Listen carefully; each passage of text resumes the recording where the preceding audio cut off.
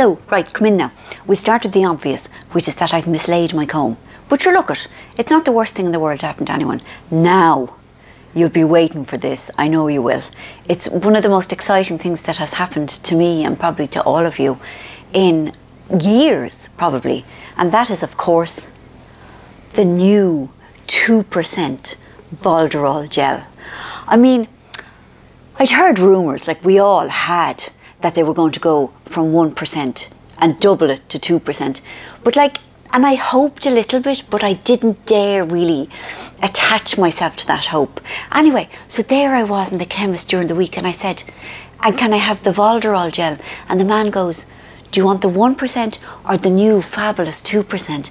And didn't I collapse in a heap on the chemist floor and people had to come and help me up and somebody had to get off the chair and I had to sit there and people had to fan me and everything. So, I mean, it's thrilling. Of course it's thrilling. And I can really feel the difference. And, you know, the universe works in mysterious ways because this was meant to happen this week because this was the week that I got diagnosed with arthritis in my hands and feet.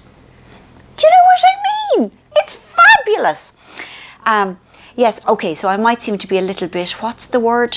A blasé about the arthritis. But the thing is, I knew, like you only have to look at my poor little hands. I've got old woman's knuckles. They're swole and they're sore. And you know, it would have been worse if they'd said to me, there's nothing wrong with you. Go home. And at least now I can say, my hands are sore because I have arthritis. Now, what else happened? Right, well, Love Island ended. And, I mean, I really enjoyed it and everything, I really did. But the withdrawals were non-existent. So obviously I hadn't really given my heart to it, like it wasn't like strictly. But it's funny, my brother-in-law, Ritan's husband, Jimmy, he's so funny. Like, he's a botanist and he's sort of, you know, he's completely not materialistic and like he buys his jeans in Tesco's and you know, doesn't buy new shoes for 20 years and stuff like that. But anyway, I met him on Friday and just he looked really sorrowful and he said, how are you getting on? And I said, I'm grand. He goes, no, but since Monday, since Love Island finished. And I said, no, I'm fine. He goes, seems to have hit me the worst. Like, God love him. But anyway, we all watched the reunion last night and lads, I don't know about Camilla and Jamie, I have a bad feeling. I have a, you know, a knot in my stomach about it. But sure, look it, I can control nothing. Now, there was something else I wanted to, oh yeah, Teddy, baby Teddy. We've got to stop calling him baby Teddy because A, he's 2.5 and B, next month, which is August, which is starting tomorrow, he's getting a sibling. So that's going to be the baby now. And Teddy has real difficulty saying Auntie Rita Ann, so he's taken to calling Auntie Rita Ann Gary. We don't know why, but now he knows it's funny, so he says it. So that is nice. Now I'm going to tell you about books. Hold on. This, The Summer of Impossible Things by Rowan Coleman. I loved it. I can't, you know, it's a long time since my heart was captured by a book in such a fashion. It's like, it's a thing about families and mothers and daughters, but it's about time travel, which was just really surprising and unexpected. And I just really liked the premise. So it's slightly, you know, it's not really science fiction-y, although obviously it is, but they talk about quantum physics. So it's a book about physics and also, right, so it's set in the now, but it's also set in New York in 1977 in the summer, and it's roasting and they have all these fabulous songs, like they're talking about Saturday Night Fever and Love Train and Donna Summer, and so that was, I felt like I was there and that I'd be going out dancing later, and that was lovely. And and there's a love story and I cried and I just, you know, it captivated me, it took me away. It was quite magical and lovely, and I would recommend it so highly. Sorry, I shouldn't do that. No, go on. Can you see it? Yes. Yeah, good, very good. Now this is a grippy griplet.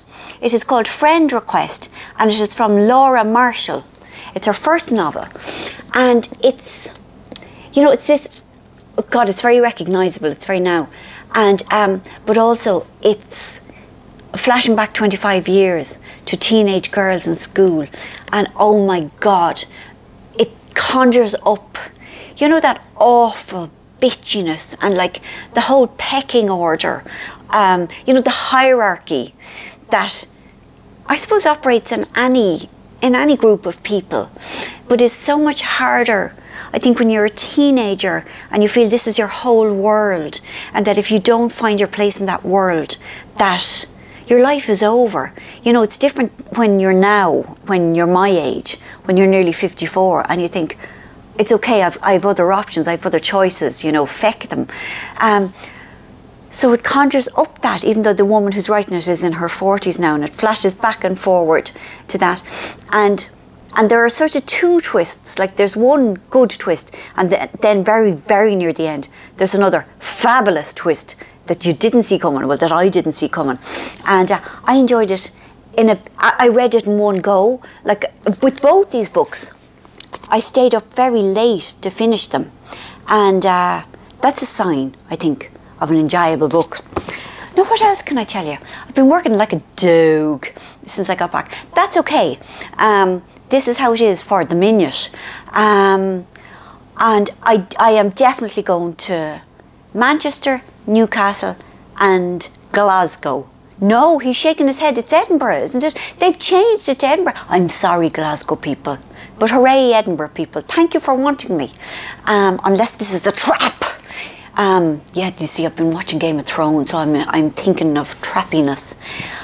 God, Game of Thrones. Winter is coming. And wonderfully, winter is coming. Because tomorrow is August. And what comes after August? Yes, winter. And I'm very annoyed. Why haven't we been told the Strictly names yet? 2 years ago, by mid-July, I knew about Jeremy Vine. I just think it's mean. Because, you know, your anticipation starts and you get the adrenaline is flowing, and then there is nothing to satiate that adrenaline. But we will know all in the fullness of time. And so that's all me news. I am working hard. That's all me news. Winter is coming. It's good. Good stuff. I hope you are well. I hope that I haven't made you sad with my winter is coming talk, because obviously there's another feckin' month of the summer left. And so don't be downcast, summer lovers, queer hawks. Yes, I hope you're well and that you're enjoying your balmy evenings and your sunshine and all of that. And thank you as always for your indulgence, your kindness.